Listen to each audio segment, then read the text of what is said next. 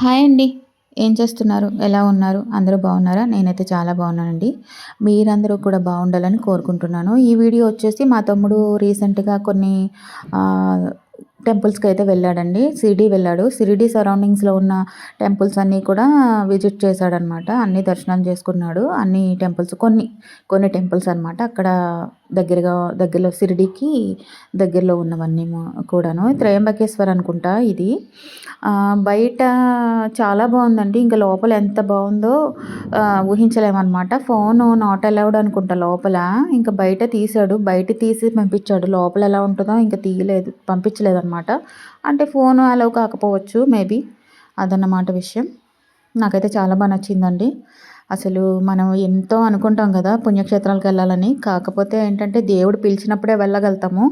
అది మనకి ఆయన ఆజ్ఞిస్తేనే కూడా మనం వెళ్ళగలుగుతాం తప్ప ఎంత మనం అనుకున్నా కూడా వెళ్ళలేము. అదన్నమాట. చాలా బాగుంది కదా! చాలా బాగుంది. ఇంకేంటంటే ఫ్రెండ్స్ ఇక్కడ ఈ వీడియో వచ్చేసి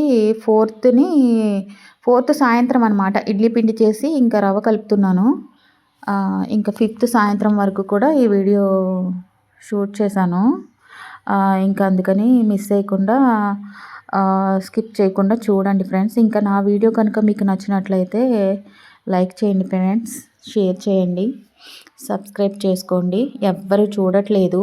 ఎందుకంటే ఆల్రెడీ ఫేమ్ ఉన్న వాళ్ళని ఇంకా ఇంకా పైకి తీసుకెళ్ళకపోవడం అనేది జనాల వాళ్ళ ఇష్టం అనమాట. ఒక హౌస్ వైఫ్గా ఉండి హస్బెండ్కి ఎంతో కొంత హెల్ప్ చేద్దామని చెప్పి నేను ఇష్టం లేకపోయినా సరే నువ్వు కనిపించొద్దు అని చెప్పేసి అన్నా కూడా నేను వీడియోస్ ఇంత ఇంట్రెస్ట్గా నాకు వచ్చినట్టుగా చేసి పెడుతున్నాను. ఇందులో ఏమైనా వల్గర్ అనేది ఏమీ ఉండదు.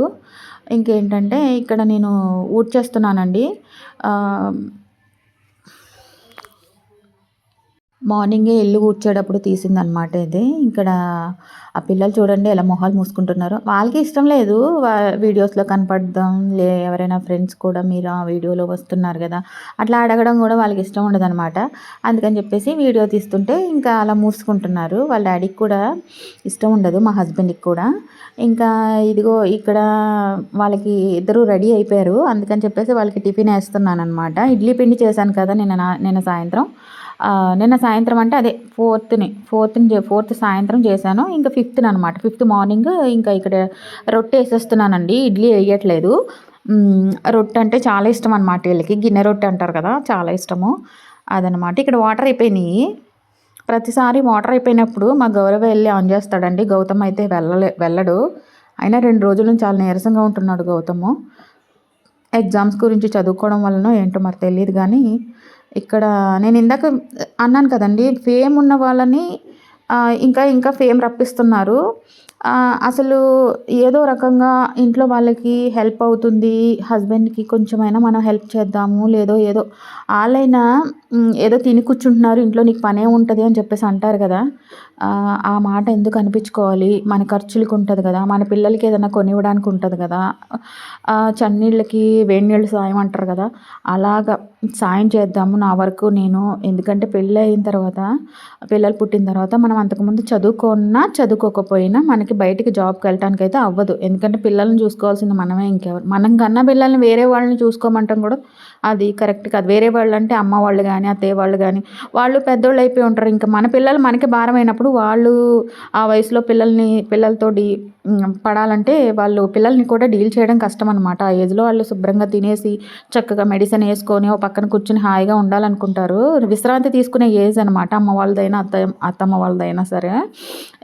వాళ్ళకి పిల్లల బాధ్యత అప్పచెప్పడం కరెక్ట్ కాదు కాబట్టి మన పిల్లల్ని మనమే చూసుకోవాలి. అలాంటప్పుడు మనకి కొన్ని ప్రాబ్లమ్స్ వస్తాయి. కానీ ఏంటంటే హస్బెండ్ ఏంటంటే మొత్తం అందరూ ఫ్యామిలీలో మా అత్తయ్య, మావయ్య, ఇంకా పిల్లలు, ఇంకా నేను, ఇంకా అందరినీ చూసుకునేది ఆయనే. ఎంతో కొంత సాయం చేద్దాం కదా అని ఆయనకి ఇష్టం లేకపోయినా సరే నేను ఏదో రకంగా ఒప్పించుకొని, సరే నేను అప్పుడే కనిపించను, జస్ట్ నేను చేసే ఒక పని కానీ ఏదైనా సరే ఒక పని అది ఏదైనా సరే వంట కానీ ఏదైనా నా మనసులో ఉన్న బాధను కూడా చెప్పుకోవడానికి ఉంటుంది కదండి ఇలాంటి వీడియోల ద్వారా అని చెప్పేసి నేను ఇందులోకి రావడం జరిగింది. ఇక్కడ నేనేం చేస్తున్నానంటే మధ్యాహ్నం లంచ్ కోసం అని చెప్పేసి ఆల్రెడీ రైస్ అది అయిపోయింది చూపించాను కదా. ఇంకా ఆలు ఉడకబెట్టేసి బంగాళదుంపలు ఉడకబెట్టేసి నేను తాలింపు వేస్తున్నాను అనమాట. చాలా బాగుంటుందండి, మా వాళ్ళకైతే చాలా ఇష్టము. ఇలా మొత్తం ఆయిల్లో మొత్తం పోపులన్నీ వేసేసి, ఇంకా పోపులంటే తెలిసిందే కదా, జీలకర్ర ఆవాలు, ఎల్లుల్లిపాయ సారీ ఎండుమిరపకాయలు, పచ్చిమిరపకాయలు, ఉల్లిపాయలు వేయకూడదు, ఇంకా పసుపు అన్నీ వేసిన తర్వాత ఆలు ఒలిచేసుకొని తొక్క ఉంటుంది కదా పైన, అది పీల్ చేసేసి తర్వాత ఇంకా ఇందులో వేసేయడమే. మరీ చిన్న చిన్న ముక్కలుగా చేసేయకూడదండి. అసలు చాకుతో కూడా కట్ చేయవలసిన అవసరం లేదు. మామూలు చేతితోనే ఇలా నొక్కితే అసలు పెద్ద పెద్ద ముక్కల్లా ఉంటే బాగుంటుందన్నమాట. ఉప్పు పులుపు వెళ్ళి చాలా బాగుంటుంది. ఎందుకంటే నిమ్మకాయ పిండుతున్నాను కదా, మెయిన్ టేస్ట్ అదే నిమ్మకాయతోనే. అవసరం లేకపోతే నిమ్మకాయ పిండుకోవాల్సిన అవసరం లేదు. మాకు ఇష్టం కాబట్టి మేము నిమ్మకాయ పిండుకుంటాం అనమాట. ఆఫ్టర్నూన్ ఇంకా భోజనాలు అయిపోయిన తర్వాత పిల్లలు చదువుకుంటున్నారు.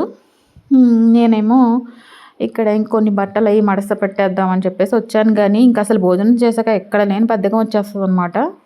కానీ 2 రోజుల నుంచి మబ్బులు కూడా బాగానే వేస్తున్నాయి మా సైడు. ఇక్కడ చూడండి, ఎవ్వరూ బయటికి రారనమాట. ఈ చల్లగా ఉంటుంది కదా వాతావరణం వింటర్కి, ఇంక అందరూ లోపలే ఉంటున్నారు, బయటికి ఎవరు రారు. కనీసం ఎండ టైంలో కూడా రారు. ఒక్కొక్కసారి ఎలా ఉంటుందంటే వీడియోలో అంతగా తెలియట్లేదు కానీ మబ్బుగా ఉండి గాలి మామూలుగా వెయ్యట్లేదు. ఇక్కడ సాయంత్రం అయిపోయిందండి. ఇంకా నేను పిల్లలకి మామూలుగా అన్నం కూర పెట్టేస్తాను కానీ మధ్యాహ్నం చేసిన ఆలు కర్రీ ఉంటుంది కదా, అదే అన్నం కొంచెం వేడిగా అన్నం చేసి పెట్టేస్తాను. కానీ నేనైతే కొంచెం చాలా రోజుల నుంచి నేను సాయంత్రం భోజనం చేయట్లేదు, టిఫినే తింటున్నాను అనమాట. ఎందుకో భోంచేయాలనిపించట్లేదు. అంతే ఫ్రెండ్స్, ఈ వీడియో ఇక్కడితో ఎండ్ చేసేస్తున్నాను. లైక్ చేయండి, షేర్ చేయండి, సబ్స్క్రైబ్ చేసుకోండి.